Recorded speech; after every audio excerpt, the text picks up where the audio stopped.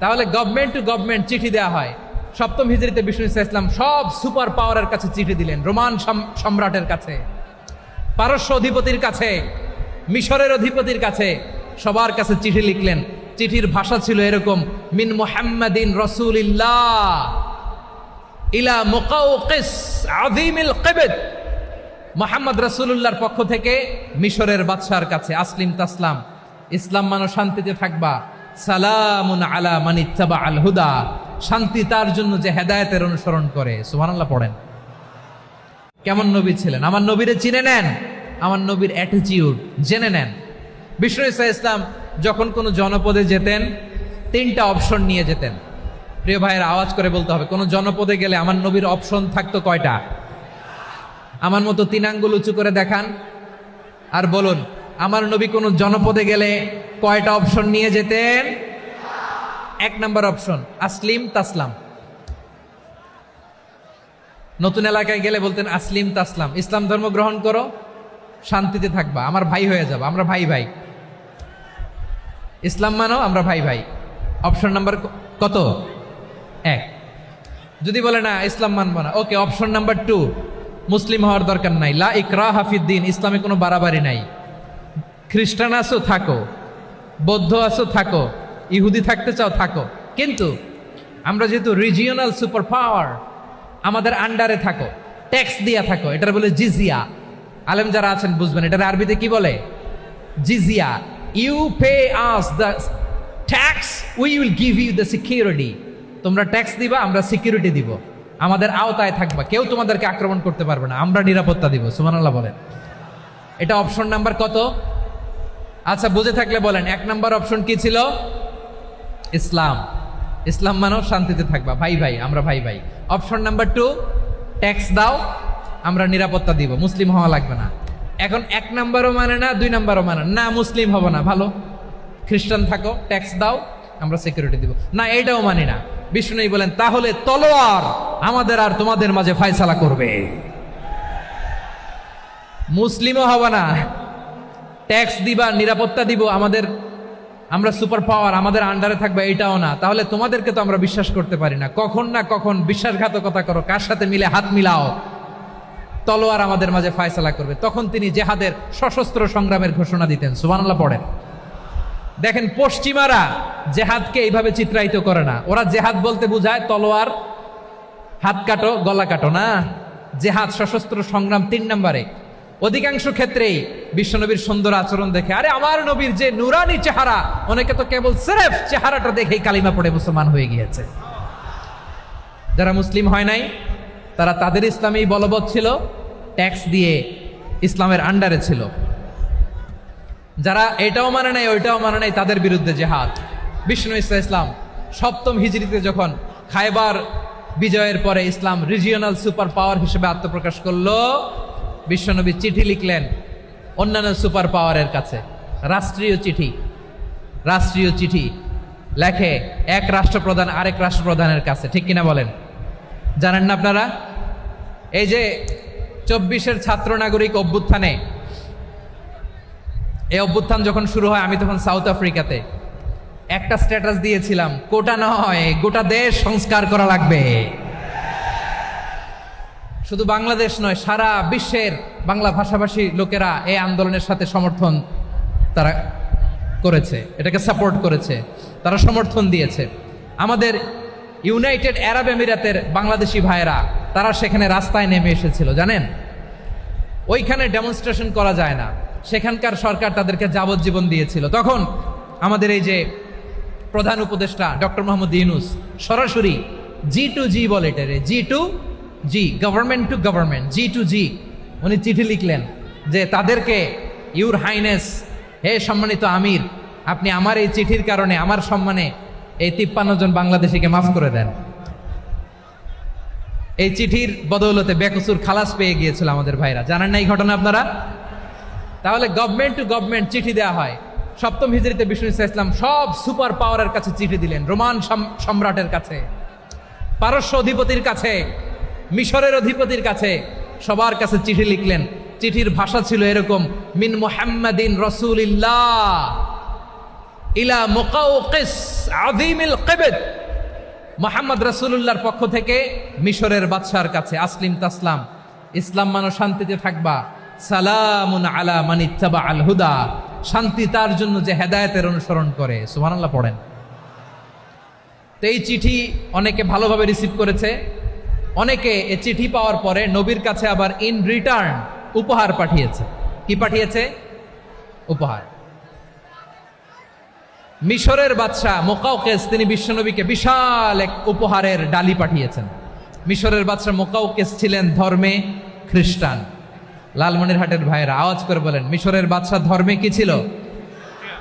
খ্রিস্টান। কি উপহার দিয়েছিল আমার নবীকে? শুনতে মনে চায়? আওয়াজ নাই লালমনিরহাটের গলায়, শুনতে মনে চায়? 1000 স্বর্ণমুদ্রা, 1000 স্বর্ণমুদ্রা। 2টা খ্রিস্টান দাসী, একজনের নাম মারিয়া বিনতে শামউন আল কিবতিয়া, আরেকজনের নাম সিরিন বিনতে শামউন আল কিবতিয়া। একজন খ্রিস্টান দাস 20 থান কাপড় জামা বানানোর জন্য, আমরা নবী যেন সেলাই করে জামা বানাতে পারে এজন্য 20 থান কাপড়, 20 থান ফাইন গার্মেন্ট। সুবহানাল্লাহ পড়বেন না? এরপরে একটা গাধা যেটার নাম ছিল উফাইর, আর একটা খচ্চর, এটার নাম ছিল দুলদুল। খচ্চর চিনেন? গাধা আর ঘোড়ার ক্রসিং এ যে প্রাণীটা দুনিয়াতে আসে ওটার খচ্চর বলে। তো এই যে সুপার পাওয়ার খ্রিস্টান বাদশার কাছে নবী চিঠি লিখলেন, ওই খ্রিস্টান বাদশাহ আমার নবীকে উপহার দিল। বিশ্বনবী এই উপহারগুলো সানন্দে গ্রহণ করেছে। সুবহানাল্লাহ পড়বেন না? তাহলে অমুসলিম কেউ যদি আপনাকে উপহার দেয়, হালাল উপহার হলে আপনি গ্রহণ করতে পারবেন। অনুরূপভাবে পারস্যের বাদশাহ, রোম সম্রাট বিশ্বনবীকে উপহার পাঠিয়েছেন। আমার নবী সবগুলো উপহার গিফট গ্রহণ করেছেন। সুবহানাল্লাহ বলেন।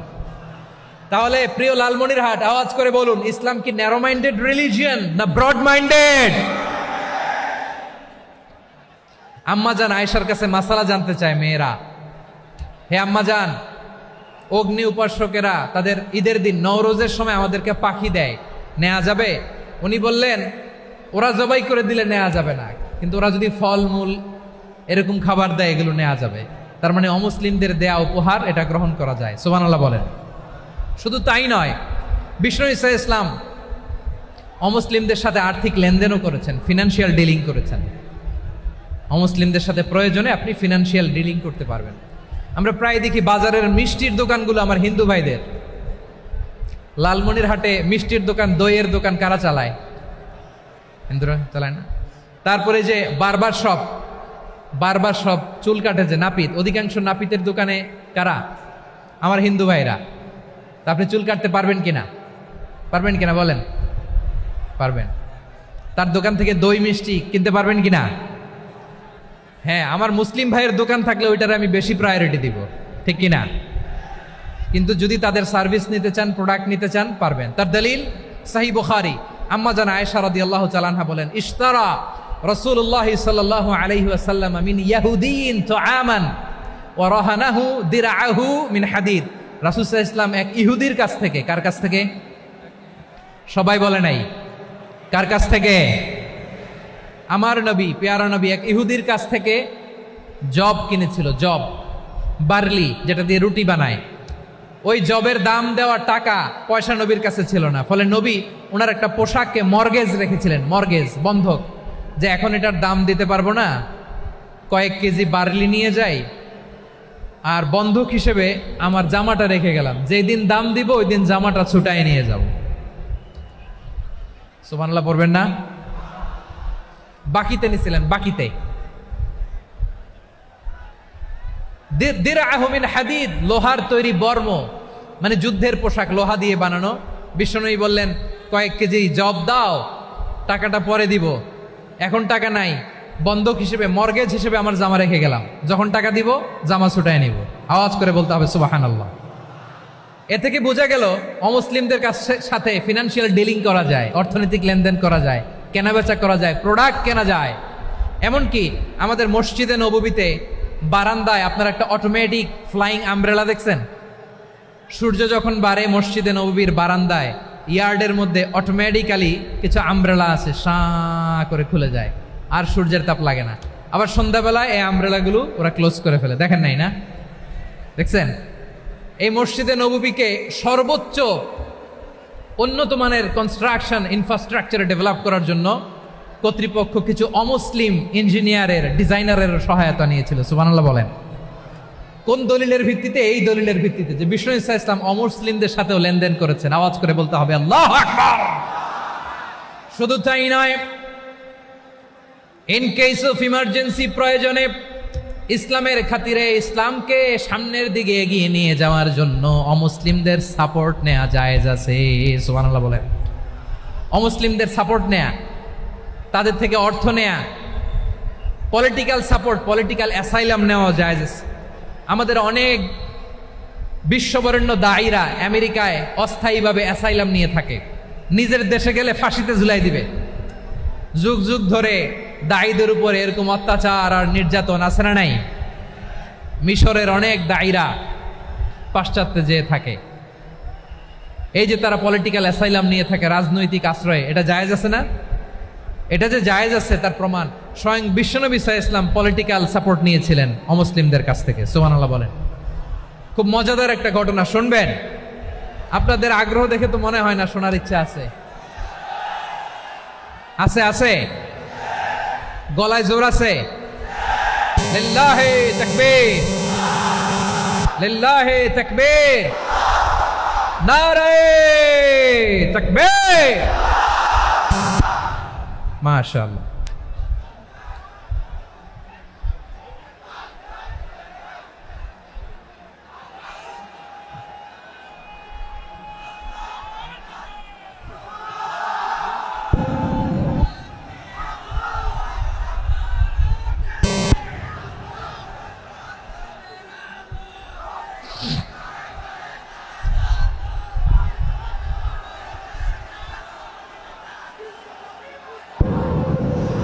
মাশাআল্লাহ মাশাআল্লাহ।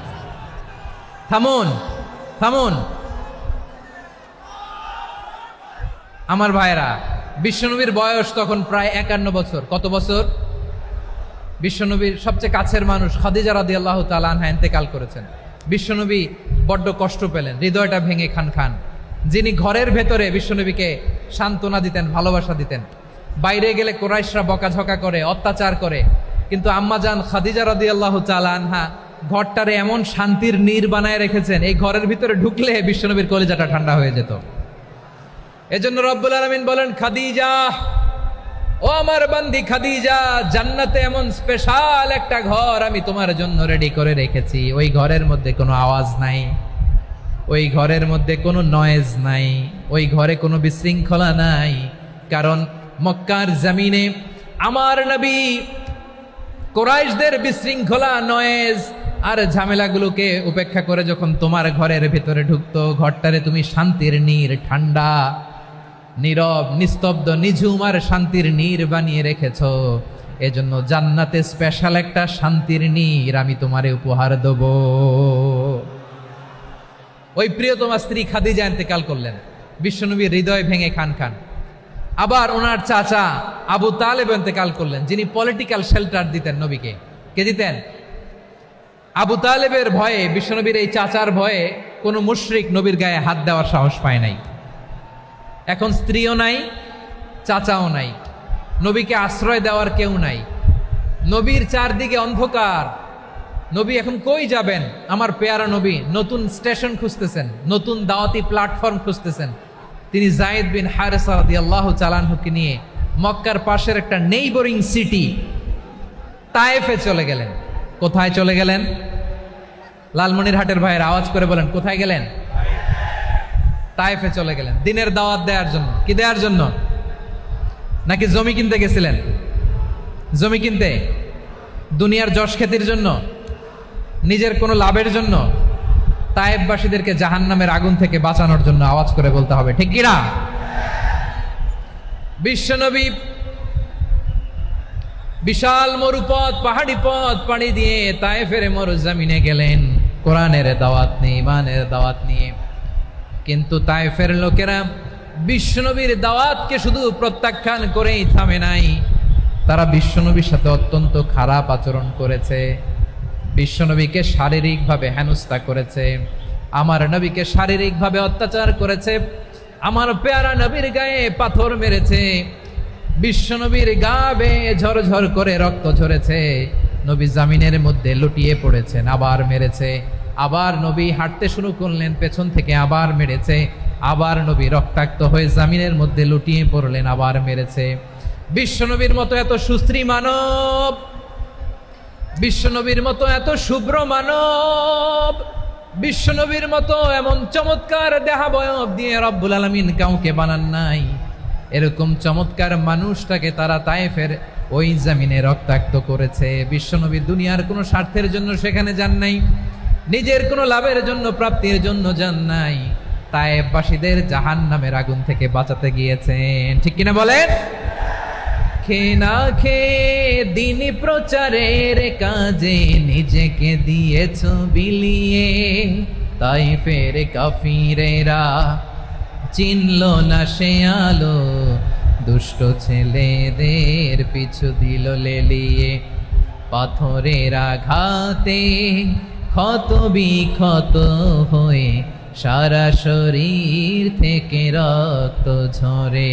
হে রাসূল তোমাকে ভুলি আমি কেমন করে, হে রাসূল তোমাকে ভুলি আমি কেমন করে।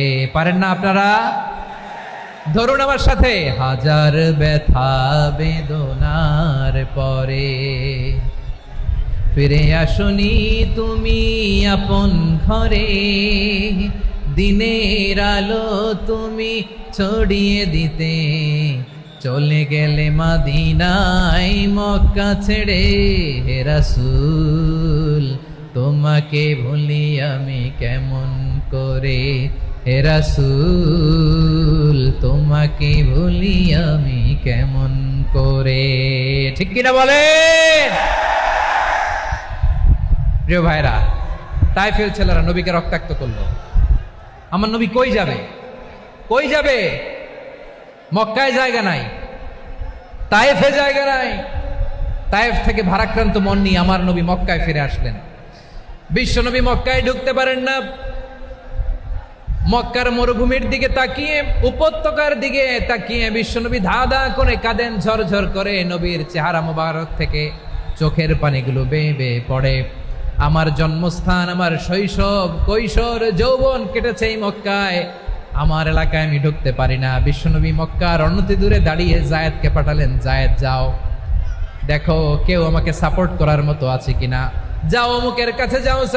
জায়েদ গেলেন, তারাও প্রত্যাখ্যান করে ফিরিয়ে দেয়। বিশ্বনবী বললেন যাও অমুক লোকের কাছে যাও, তিনিও প্রত্যাখ্যান করে ফিরিয়ে দিলেন। কেউ বিশ্বনবীকে আশ্রয় দিতে রাজি হয় না।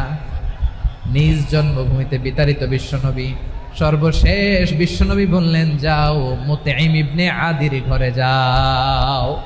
মুতঈম ইবনে আদি মুশরিক, তার কাছে যাও। গেলেন, মুতঈম ইবনে আদি রাজি হয়ে গেল। সুবহানাল্লাহ বলেন। দেখেন, অনেক বিপদের সময়ও আমি নিজে সাক্ষী, সামাজিকভাবে, রাজনৈতিকভাবে কত ঝঞ্ঝা, কত ষড়যন্ত্র, কত কনস্পাইরেসি পাড়ি দিয়ে আমাদেরকে সামনে এগিয়ে যেতে হয়। এই শত্রুদের ভেতরেও একজনকে দাঁড় করিয়ে দেয় যে আল্লাহর কোরআনের জন্য রেডি হয়ে যায়। পড়েন সুবহানাল্লাহ। মুতঈম ইবনে আদি, আল্লাহ তার মনকে নরম করে দিলেন। মুতঈম বলে, মুহাম্মদ আমি তোমাকে আশ্রয় দিব। তার দুই ছেলেকে পাঠালেন, যাও খোলা তলোয়ার নিয়ে, স্কট দিয়ে, গার্ড অফ অনার দিয়ে মোহাম্মদকে মক্কায় ঢুকাও, আর বলো আমি আমান দেব। আমান কি দিব? আমান মানে সিকিউরিটি, নিরাপত্তা। সিকিউরিটি ছাড়া, আমান দেওয়া ছাড়া কেউ থাকতে পারতো না মক্কায়। দুই ছেলে বিষ্ণু ইসা ইসলামকে নিয়ে আসলো। নবী কাবার চারদিকে তাওয়াফ করলেন, নামাজ পড়লেন। আবু জাহেল, উতবা, শাইবা, ওয়ালিদ ইবনে মুগীরা সবাই দেখে, কেউ কিছু করতে পারে না। কারণ মুতঈম ইবনে আদি ঘোষণা দিয়েছেন, আমি মুহাম্মদকে আমান দিয়েছি, মুহাম্মদের গায়ে যেন কেউ স্পর্শ না করে। আওয়াজ করে পড়েন সুবহানাল্লাহ। নবীর এই বিপদকালে মুহূর্তে মুতঈমের হৃদয়টারে নরম করে দিল কে? আচ্ছা, লালমনিরহাটের ভাইয়েরা বলেন, এই মুতঈম কি মুসলিম ছিল না মুশরিক? সবাই বলতে হবে মুসলিম না মুশরিক? তাহলে মুশরিকের কাছ থেকে নবী পলিটিক্যাল অ্যাসাইলাম, আধুনিক রাষ্ট্রবিজ্ঞানের ভাষায় পলিটিক্যাল অ্যাসাইলাম, যেটাকে বলে রাজনৈতিক আশ্রয়, উনার আমান বা নিরাপত্তার এই ঘোষণায় তিনি মক্কায় ঢুকলেন। যতদিন নিরাপত্তা ছিল ছিলেন, মোতেম যখন মারা গেল, বিষ্ণু ইসলাম হিজরত করে মদিনায় চলে গেলেন, সুবহানাল্লাহ। কিন্তু মোতেম যে বিশ্বনবীর উপকার করছে এটা বিশ্বনবী ভুলে নাই। আমাদের অনেকে আছে উপকার করার পরে আর খেয়াল থাকে না, খাওয়ার পরে গলা দিয়ে নামলে আর খেয়াল থাকে না, এরকম আছে না নাই? আমার নবী ভুলে নাই। বদরের প্রান্তরে 70 জন কাফেরকে যখন বন্দি করে বিশ্বনবীর সামনে হাঁটু গেড়ে দাঁড় করানো হলো, বসানো হলো, 70 জন কাফের। কয়জন? বিশ্বনবী তাদের দিকে তাকিয়ে বললেন, সহিহ বুখারীর বর্ণনা, লাউ কানাল মুতঈম ইবনু আদি হাইয়ান সুম্মা কাল্লামানি হাউলাঈ নাতনা লা তারাকতুহুম লাহু। বদরের প্রান্তরে 70 জন বন্দি কাফিরের দিকে তাকিয়ে আমার নবী বললেন, আজকে মুতঈম ইবনে আদি যদি বেঁচে থাকতো আর তোমাদের 70 জনের ব্যাপারে যদি মুতঈম এক বাক্যে একটা সুপারিশ করত, তার সম্মানে আজকে তোদের সবাইকে আমি মাফ করে দিতাম। সুবহানাল্লাহ নাই? ওই যে চিল্লাচিল্লি যে কথা বোঝে নাই, কোন জিনিস মিস করছে ওরা নিজেরাও বোঝে নাই। বিশ্বনবী মুতঈমের এই সাহায্যের কথা বলে নাই। 70 জন মুশরিক হাঁটু গেড়ে বসা, নবী চাইলে এখনই এক্সিকিউশন অর্ডার দিতে পারে। তিনি বললেন, আজকে যদি মুতঈম বেঁচে থাকতো আর মুতঈম যদি তোদের জন্য সুপারিশ করতে, এই আবর্জনাগুলোর ব্যাপারে সুপারিশ করতে, আমি মুহূর্তেই তোদেরকে এমনি মাফ করে দিতাম। এবার বলেন, ইসলাম কি ন্যারো মাইন্ডেড না ব্রড মাইন্ডেড? শুধু তাই নয়, যাকে যে সম্মান দেয়ার আমার নবী দিতেন, হোক আস্তিক হোক নাস্তিক, হোক মুসলিম হোক অমুসলিম। বিষ্ণু ইসলাম যখন রোমান সম্রাটের কাছে চিঠি লিখেছেন, আমার প্রিয় লালমনির হাটের ভাইরা, অল্প কয়েক মিনিট কয়েকটা জরুরি কথা বলবো, এদিকে তাকান, এদিকে তাকান। রোমান সম্রাটের কাছে বিশ্বনবী যখন চিঠি লিখলেন মিন মুহাম্মদ রাসূলিল্লাহ ইলা হিরাকলা আযীমির রোম, মুহাম্মদের পক্ষ থেকে হিরাক্লিয়াসের কাছে, যিনি হচ্ছেন আযীমির রোম। এটা নবী নিজ থেকে বানায় লিখছেন অতিরিক্ত সম্মান দিয়ে। কোন রাষ্ট্রপ্রধান যখন আসে তাদেরকে আমরা কি বলি জানেন? তার নামের শেষে HE এটা লিখতে হয়, H.E. মানে হিজ এক্সেলেন্সি। কি লেখে? হিজ এক্সেলেন্টি, অথবা ইউর হাইনেস, ইউর ম্যাজেস্টি। দেখেন, বিশ্বনবী সাল্লাল্লাহু আলাইহি ওয়াসাল্লাম সব নবীদেরও নবী, তিনি একজন মুশরিক খ্রিস্টান সম্রাট রোমান সম্রাটের কাছে চিঠি লিখতে যেয়ে লিখতেছে, ইলা হিরাকলা আযীমির রোম, হিরাক্লিয়াসের কাছে আমার চিঠি, যিনি রোমের আযীম, হিজ হাইনেস, মানে রোমের অনেক সম্মানিত এক বাহাদুর। আওয়াজ করে বলেন সুবহানাল্লাহ। তার মানে যাকে যে সম্মান দেয়ার এটা বিশ্বনবী দিতেন। এমনকি যে ইহুদিরা ভালো ছিল, এই ইহুদিদেরও প্রশংসা করেছেন বিশ্বনবী মুহাম্মদুর রাসূলুল্লাহ সাল্লাল্লাহু আলাইহি ওয়াসাল্লাম। এক ইহুদির প্রশংসা করেছেন বিশ্বনবী। ইহুদির কার? আমি তো আমার ভাইয়ের প্রশংসা করি না, আমি তো এক আলেম আরেক আলেমরে স্পেস দেই না, আমি তো এক দায়ী আরেক দায়ীর সাথে বসতে চাই না। আমার নবী ইহুদির প্রশংসা করে। কার প্রশংসা? ওই ইহুদির নাম ছিল মুখাইরিক। সিরাত গ্রন্থ ঘাটলে পাবেন। তিনি বলেছেন, মুখাইরিক খাইরু ইয়াহুদ, Mukhayriq is the best of the Jews. জুইশদের মধ্যে সে সবচেয়ে ভালো। কেন প্রশংসা করলেন তার? এর কারণ মদিনা চার্টারে কথা ছিল সব ধর্মের মুসলিম, মুশরিক, ইহুদিরা মিলে মদিনাকে রক্ষা করবে। কিন্তু 3য় হিজরিতে যখন উহুদের যুদ্ধ শুরু হলো, সবার কথা ছিল যেই আক্রমণ করে আমরা মদিনাকে বাঁচাবো। কোন শহরকে বাঁচাবো? মদিনাকে। কিন্তু কুরাইশরা যখন অ্যাটাক করলো, ইহুদিরা আর আসে না, ইহুদিরা আর বেরোয় না। বিষ্ণু বললেন, ওহে ইহুদিরা, তোমরা না চুক্তি করলে আমার সাথে যে মদিনা বাঁচাতে সবাই ঝাঁপিয়ে পড়বো, আসো। একটা ইহুদিও বেরোয় না, কেউ আসে নাই সেদিন, একজন ছাড়া। তার নাম মুখাইরেক। তার নাম কি? মুখাইরেক বাহাদুরের মতো ঘোড়সাওয়ার হয়ে বেরিয়ে গেলেন এবং বললেন, গোটা ইহুদি সাম্রাজ্যের একজনও যদি না আসে, আমি মুখাইরেককে কেউ ঘরে আটকে রাখতে পারবে না। বেরিয়ে আসলেন, এসে বললেন, আমি মুহাম্মদের পক্ষে যুদ্ধ করব। আমি মারা গেলে আমার সম্পদ আমার উত্তরাধিকারীরা পাবে না, আমার সম্পদ তোমরা মুহাম্মদকে দিয়ে দিবা। সুবহানাল্লাহ বলেন। উহুদের ময়দানে 70 জন মুসলমান শহীদ হলো। এই ইহুদি, সেও মুসলমানের পক্ষে যুদ্ধ করে নিহত হলো। সুবহানাল্লাহ বলেন। মুসলিমদের লাশ যখন নিয়ে আসা হলো, এই মুখাইরিকের লাশও নিয়ে আসা হলো।